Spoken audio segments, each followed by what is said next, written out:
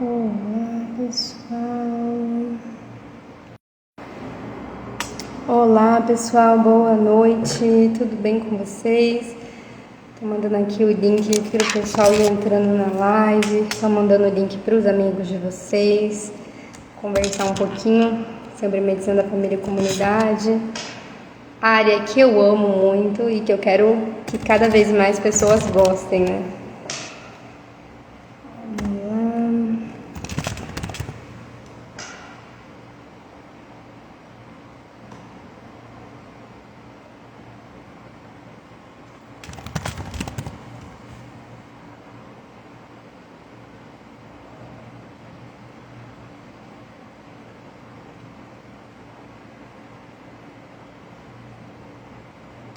Boa noite, pessoal. Quem tá entrando? Bom, já mandei aqui o link pro pessoal do WhatsApp. E vamos lá começar a conversar então, né? Eu tenho que ficar olhando aqui pro computador, gente, porque não dá pra ver a questão, né? Pelo Instagram não permite eu compartilhar minha tela. Então fica um pouco difícil, mas dá certo. Às vezes até mexo o celular pra eu conseguir ver aqui a questãozinha do INEP, tá bom? Bom, gente, para quem ainda não me conhece, eu sou a doutora Evelyn Galvão, né? Sou médica revalidada pelo sistema do Revalida INEP e venho desde então, né? Desde antes, na verdade, de revalidar, ajudando vários revalidandos a conseguirem conquistar essa trajetória. Bom, e depois, né, de revalidada, aumentei mais ainda essa caminhada, dando mentorias, dando lives gratuitas, tirando a dúvida de vocês no privado. E agora também estou abordando mais essa parte de primeira fase que até então eu não abordava tanto, né? Fazia algumas coisas, mas mais no privado, mas vindo mais no Insta falar sobre. Bom, toda semana aqui no nosso Insta, né, do CRM na mão, a gente sempre traz uma questão da prova teórica do Revalida INEP e comenta ela. Então, essa semana sou eu aqui em Medicina da Família e Comunidade, mas semana que vem vai vir o Dr. Daniel vindo falar uma questão de pediatria. Então, acompanha a gente aqui no Insta para vocês não perderem, né? Mas é sempre toda terça-feira, tá bom? Bom, sem mais delongas, vou começar a leitura aqui da questão. Bom, em um distrito sanitário especial indígena, um médico atende a uma criança com 4 anos com 23 quilos que apresenta taquipneia, tosse, letargia, choro sem lágrimas e febre de 39,2 graus. Como tratamento, o paciente tem utilizado emplastros de erva no peito. Para quem não sabe o que é emplastro, gente, é como se fosse, assim, para ficar fácil, né? Pensa numa bolsinha de chá. Então, uma medicação, uma compressa de medicação que está dizendo que ele usava essa compressa de ervas, né, no peito. Por quê? Como se fosse uma via transdérmica da medicação. Isso é muito comum dentro da cultura, né, indígena, eles utilizarem essas coisas mais naturais. E isso é tão comum e tão... É como se fosse um ritual, porque não é qualquer pessoa que pode preparar o emplastro, né? Então, geralmente é feito pelo chefe ali, né? Quem comanda a cabeça ali da tribo, que prepara isso. Ou seja, uma pessoa que tem um conhecimento, né, medicinal, conforme a capacidade deles, obviamente, maior. Então, essa pessoa está habilitada a preparar essa medicação e passar para os demais. Ok. Dentro do enunciado, a gente encontrou várias coisas importantes, né? Que é sempre bom remarcar. Primeira delas, a gente estava onde? Em um distrito especial indígena, né? Aí outros dados importantes, era uma criança de 4 anos. Por que isso é importante, gente? Porque mais pra frente a gente fala, né, dos sinais da criança que levam a gente a pensar em desidratação. Então a gente tem que lembrar lá do esqueminha de desidratação da Organização Mundial da Saúde. Tinha 23 quilos, perfeito, mas a criança tinha o quê? Taquipneia, letargia, choro sem lágrimas. Sinais de alarme quando a gente está pensando, né, numa desidratação. A criança também tinha tosse e uma febre de 39,2 graus, estava febril. E a única medicação seriam esses emplastros. Mesmo assim, essa mãe vem ali, né, com você, ela quer uma consulta médica, por mais que ela acredite ali na crença dela, ela foi apresentada a um outro tipo de medicina e esse paciente veio até você. Então fala, diante desse quadro, após a sua avaliação do paciente, o médico precisa, por meio de intérprete, solicitar à mãe que... Outro dado importantíssimo, gente. Quem é que estava lá nessa consulta? Era você e o seu paciente só? Nem na vida real ia ser, né? Só 2 pessoas, porque tem uma criança de 4 anos, então geralmente são 3. Ali tem 4. Quem é a 4ª pessoa? É o intérprete. O que quer dizer isso? Que a comunicação não vai ser das mais fáceis. Então já tem uma outra barreira ali. Vamos lá para as alternativas. A. que você tem que fazer? Conceda autorização para internar a criança, mantendo os emplastros utilizados. Ou seja, eu vi que a criança está grave, vou internar ela, mas vou manter essa medicação aí, vou manter. Letra B. Retire os emplastros, inicie o medicamento parenteral em regime de internação para melhora do desconforto da criança. Então, a criança tem vários desconfortos, né, realmente. Taquipneia, letárgica, choro sem lágrimas, uma febre alta de mais de 39 graus. E você tá vendo que esse emplastro não tá resolvendo nada. Então, eu tiro o emplastro, interno essa criança, coloco acesso venoso e pronto, tá internada e vou fazer essa medicação. C. Realize o tratamento em domicílio com ervas tradicionais de seu povo e que retorne em 7 dias, né? O tratamento em domicílio já estava sendo feito e também com as ervas tradicionais do povo, porque já estava utilizando esse emplastro em casa, né? E tinha que retornar em 7 dias. Lembrando que essa criança tinha o quê? Taquipneia, letargia, choro sem lágrimas, febre alta. E letra D. Inicie o uso de antibiótico em domicílio com visitas da equipe médica e que mantenha o uso do emplastro, ou seja, vai para casa, vai tomar um medicamento, mas vai ser na sua casa, com visitas da equipe médica. Gente, questãozinha considerada fácil, né? Lembrando sempre que aqui Medicina da Família e Comunidade, eu falo, repito e não me canso de falar. É cobrado o quê? A sua capacidade de comunicação com o seu paciente. Não adianta nada, vocês, eu sou o médico mais inteligente, eu fui o melhor da minha turma, eu sei tudo. Mas chega um paciente na sua frente, você não tem capacidade de comunicação, você não sabe perguntar para o seu paciente o que ele sente de uma forma que seja entendível para ele, você não consegue explicar uma conduta medicamentosa, sinto muito, você não é o melhor médico, né? Você pode saber muito, mas não é. O melhor médico é aquele que consegue conversar com o seu paciente, é aquele que o paciente sai do seu consultório não feliz porque você fez o que ele quis, mas porque ele entendeu que talvez a conduta que ele não queria era melhor, com base no seu conhecimento que foi passado da melhor forma possível. Bom, dito isso, vamos lá, né? Então, vamos indo de baixo para cima, então. A letra D, então, dizia o quê? Para a gente usar um antibiótico na casa do paciente e que a equipe médica fosse lá fazer visitas e que mantesse esse emplastro, né? Então, vamos lá. Por que antibiótico, né? Em momento nenhum, realmente falou que era um quadro grave e tudo, mas em momento nenhum fez nenhuma menção à bactéria aqui pra gente estar colocando antibiótico. Segunda coisa, em domicílio, não dá pra mandar essa criança pra casa, gente. Uma criança que já tem sinais de alarme, com certeza não ia poder ir pra casa. Então, letra D, a gente descarta ela totalmente. Letra C. Realize o tratamento em domicílio com ervas tradicionais de seu povo e que retorne em 7 dias. Novamente, estou mandando uma criança com sinais de gravidade para casa e esperando que essa mulher novamente tenha um clique e queira voltar para a medicina mais moderna, né? Em 7 dias, com uma criança grávida. Não dá para ir nessa, nem pensar em nela. A letra B. Retire os emplastros, inicie o medicamento parenteral em regime de internação para melhorar o desconforto da criança. Tá quase tudo certo essa daqui. Então, realmente, essa criança vai precisar de acesso venoso, uma medicação venosa. Realmente, essa criança precisa ser internada para melhorar o desconforto da criança. Mas por que você vai retirar o emplastro? Evelyn, não tem comprovação científica nenhuma, tem que tirar. Por quê? Por que tem que tirar?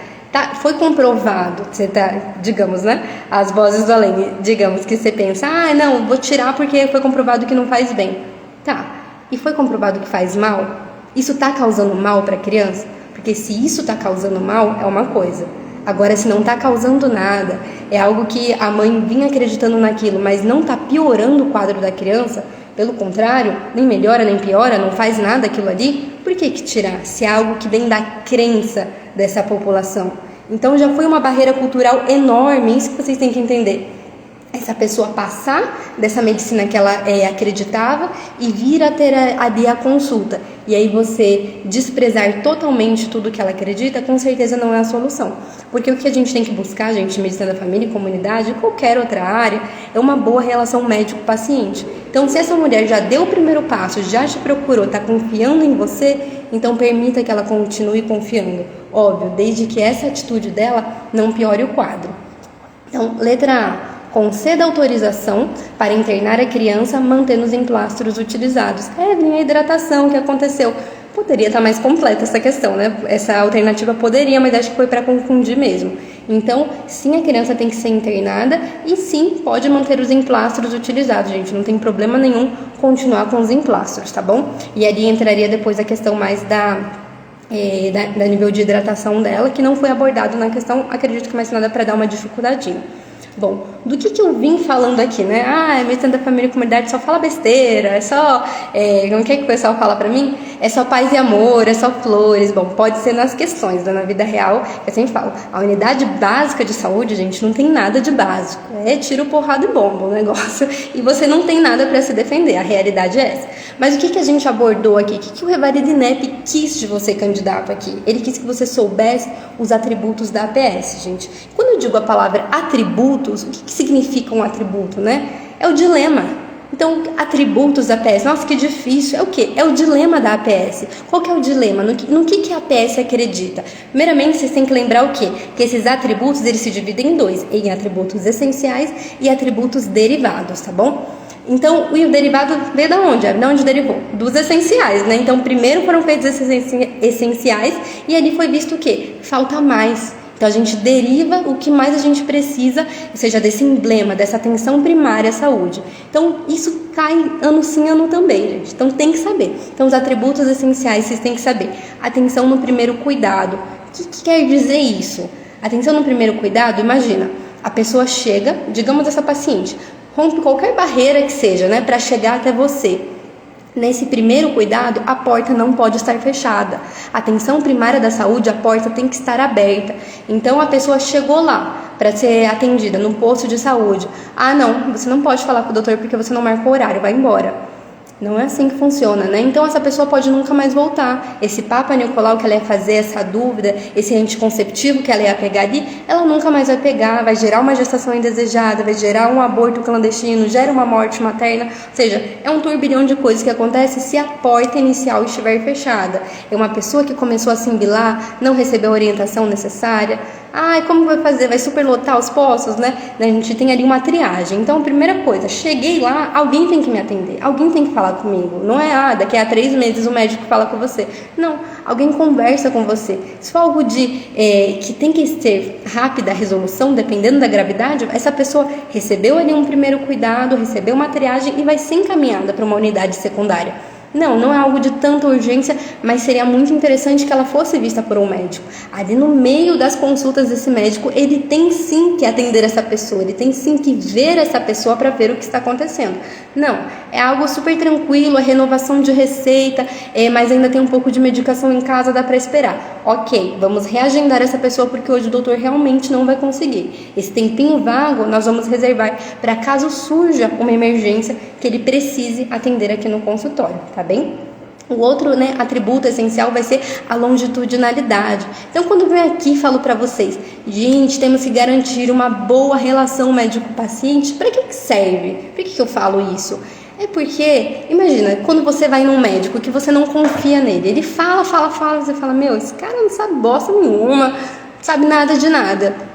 Você vai querer voltar lá? Ou uma pessoa que ignora tudo aquilo que você fala. Você fala, doutor, tô tendo muita dor de cabeça. Não, isso é psicológico. Não te dá atenção. Você não vai querer voltar, porque a pessoa não te respeita, não te escuta. Isso não é uma boa relação médico-paciente. Ou alguém que te exige algo.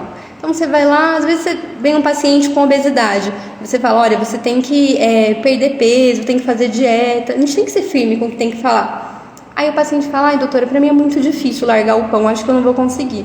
A sua resposta não pode ser, então morra com a sua obesidade, né? Não, a gente precisa encontrar a forma de falar com esse paciente, o modo de conseguir fazer com que ele entender o que ele precisa mudar, o que precisa modificar e como a gente pode melhorar isso. Isso garante o quê, gente? A longitudinalidade. Esse paciente vai ter vontade de voltar com você, ele vai querer continuar dentro do sistema de saúde e é isso que a gente precisa. A gente não pode perder pessoas, né? A gente capta e tem que manter essas pessoas ali dentro do sistema. Outra coisa é a integralidade. O que é integralidade? É ver o indivíduo como um todo. Então, esse paciente estava aqui, né? Não é a criança da desidratação. Não, é com esse paciente como um todo. Por que essa criança está desidratada? Por que ela chegou nesse nível? O que aconteceu? Não tem água potável? Por quê? Porque o garimpo poluiu o rio onde essa criança estava sendo alimentada? Então, a gente tem um problema aqui de saúde pública. Então, quem a gente vai acionar? O que vamos fazer? essa criança sofreu intoxicação, teve deterioro do sistema neurológico, e agora? Agora a gente tem que ver o que a gente vai fazer com essa criança. Ela vai para o neuro? Ela vai cuidar do paliativo? O que vai acontecer? Então isso faz parte da atenção primária da saúde. É o que eu falo, de básico não tem nada aqui. Então é muito complexo. E o quarto, atributo essencial seria a coordenação do cuidado, gente. Então o paciente entrou, ele te encontrou, ele chegou lá, a porta estava aberta, ele falou com você, você fez o primeiro acesso, você garantiu o acesso a ele, teve uma boa relação médico-paciente, ele quer voltar, você viu ele de uma forma integral, mas e aí?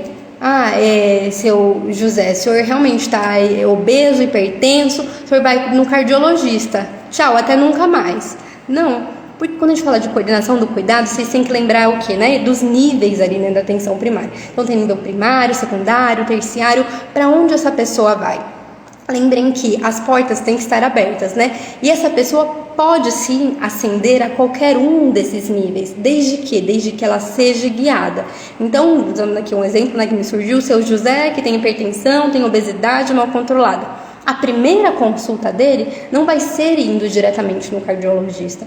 Por que não vai ser? Porque ele precisa primeiro passar com o médico da família, um médico clínico geral, que veja se realmente existe a necessidade dele ir no cardiologista. Por quê? Porque a gente precisa, dar para as pessoas o que elas realmente precisam. Então, às vezes, a gente entende que o paciente, mas eu quero a ressonância, eu quero a tomografia, eu quero o cardiologista, você não sabe de nada. Mas é explicar isso para o paciente, que às vezes a gente manda ele sem a necessidade, então o que acontece? A gente vai estar tirando a vez de alguém que realmente precise, porque enviando somente quem realmente precisa, demora tanto para eles conseguirem um horário, para fazer um exame, para passar com o especialista. Imagine se a porta for livre e todo mundo for. Lembrando que estudos já foram feitos, que a maioria dos problemas a gente consegue solucionar dentro do nível primário. Então, eles têm que passar ali, e somente se a gente vê que vai muito além, que a gente vai passar eles para um outro nível, tá bom? Então, ali dentro da PS a gente faz o quê? Coordenação do cuidado. Essa pessoa não está solta dentro do sistema de saúde. Evelyn, mas eu tô passando muito mal. Tô numa crise hipertensiva aqui, eu tô com uma hipoglicemia, eu sei que eu sou diabético, baixou minha glicemia no sangue. Você tá dizendo que eu tenho que ir no posto, então que eu não posso ir em lugar nenhum? Não. Então, algumas portas, elas sim estão abertas, por mais que não seja a unidade primária, como por exemplo a urgência e emergência. Essa porta se mantém aberta, gente, sim. Então, a pessoa está com uma falta de ar súbita, uma hipoglicemia, alguma coisa assim, essa pessoa tem que ser direcionada para lá diretamente, não tem que ir por seus meios, ou a emergência vai levar. Senão, a gente tenta resolver tudo ali na unidade primária, tá bom? Bom, esses são os atributos essenciais. E os atributos derivados, que foi justamente o que a prova trouxe, seriam 2. E por que eles estão ali? Vocês perceberam que os atributos essenciais, eles falam de quê? Ali do sistema de saúde. Então, de nós como médicos, da nossa equipe médica, de como vamos atuar, dos níveis de saúde. Tá, mas o que enferma a pessoa pode ser puramente uma doença. Então, essa pessoa já tinha uma predisposição para acontecer isso, era de família, essa obesidade e assim, por mais que coma bem, não consegue melhorar, ok? Ou também pode ser que essa pessoa se adoeceu, por quê? Pelo meio que o engloba. Então isso vem justamente para a gente tentar resolver os problemas do meio também do nosso indivíduo, do nosso paciente, Então, o que seria o primeiro atributo derivado? A orientação familiar e comunitária, gente. Então, às vezes tem... eu amo surgir exemplos, nomes vêm me vindo. Então, Dona Maria tá vindo toda semana aqui, todo dia aqui na unidade básica de saúde, porque ela quer conversar. Então ela vem, ela pede um horário, ela pede para medir a pressão dela, aí ela conversa, ela fala que tá com dor de cabeça, mas na verdade ela não tá, só porque vão deixar ela ficar ali de repouso. E aí você conversando com Dona Maria, você descobre o quê? Que ela tá vivendo uma situação de abandono. Ela teve 3 filhos, mas todo mundo foi morar fora, nenhum neto vem ver. Dona Maria é extremamente sozinha. E o apoio que ela tá tendo são dos profissionais de saúde. Então isso tá enfermando ela ficar em casa. Então ela vem procurar ajuda em algum lugar. Pode acontecer o contrário também, uma família muito presente que estresse, o paciente fica com picos de hipertensão e ali a gente descobre que a família está adoecendo a pessoa, ou algo da comunidade também, Então, uma comunidade que a gente encontra altos índices de enfermidades sexualmente transmissíveis. Então, o que está acontecendo? Por que a educação não está chegando nessas pessoas? Então, ali a gente consegue ver o que está acontecendo de fator externo do nosso sistema. Nosso sistema está funcionando, a gente está recebendo esses pacientes. Mas por que continua a incidência? Por que a gente não está conseguindo resolver aqui dentro? Porque é algo que está acontecendo com eles lá fora. Então, vamos olhar para aquilo e vamos tentar resolver. E por último, dos atributos derivados, gente, foi justamente o que o INEP cobrou para vocês nessa questão, a competência cultural. O que é essa competência cultural, gente? Respeito nas crenças dos nossos pacientes, desde que isso não cause dano para o nosso paciente. Então, ali, como eu falei na questão, tira esse emplastro, joga fora, interna ele, coloca acesso venoso, dane isso que essa mulher está falando. Não é assim que funciona. Se é Evelyn, não faz nada, né, de efeito essa medicação. Se tivesse fazendo efeito, a criança não teria evoluído para estar desse jeito. Ok, não está melhorando o quadro, mas está piorando? Isso é um fator que está trazendo piora do quadro? Não temos como dizer isso não está sendo comprovado. Então, por que você vai ir contra, né? Você vai bater de frente ali com aquela pessoa? O que você precisa fazer é explicar o que deve ser feito, a real gravidade do quadro, explicar de maneira fácil e clara para que essa pessoa consiga ter entendimento daquilo, e se não faz mal, pode continuar com aquilo, mas nós temos que fazer outras medidas que realmente vão dar jeito nisso, né? No final a gente vai ali hidratar aquela criança, vai internar, vai fazer o que for preciso. Pode ser que amanhã acredite, não, porque só agora que o emplastro fez efeito. Se eu estivesse em casa ia estar tudo bem. E tá tudo bem ela acreditar nisso. A gente vai lá discutir, né, com o paciente? Não vai. Mas saber respeitar, gente, as diferenças e saber, né, caracterizar isso, né? Até onde nós podemos ir, até onde nós temos que ter uma postura mais firme. Tá bom? Bom, gente, de atributos da PS, acredito que não tenha mais nada pra gente estar abordando aqui hoje. Era uma questão relativamente fácil, né? Deixava ali um pouquinho a confundir entre a A e a B, já que a B era mais completa em relação à conduta médica, porém falava pra gente retirar o emplastro, né? E na A era mais pobre em relação à conduta médica, só abordava da internação e falava pra pôr o emplastro. Então, acredito que gerou confusão em alguns candidatos, sim, essa questão. Mas tema relativamente fácil, desde que você conheça e domine, né, a medicina da família e comunidade, a famosa medicina preventiva. Bom, eu acho que não tem nenhuma dúvida. Deixa eu só rolar aqui para baixo. Não surgiu nenhuma dúvida. Bom, essa live vai subir depois ali no nosso Instagram, tá bem? E muito obrigado pela participação de vocês, tá bom? Qualquer dúvida é só manda ali no direct ou manda no comentário que a gente tá sempre respondendo, tá bom? Um abraço, pessoal. E só relembrando, o pessoal me perguntou também, live para segunda fase, gente. Vamos começar a fazer também. Então, resolução de checklist. Você que tá na fase de checklist, estamos indo para cima também. Então, tem mentoria de segunda fase, né? A de primeiro o pessoal já tá reservando vaga. E em relação à mentoria, live de resolução de checklist, vamos começar a fazer aqui pelo CRM na mão também, tá bom? Com muita dica de prova, obviamente. Bom, por hoje é só, gente. Tchau, tchau. Boa noite.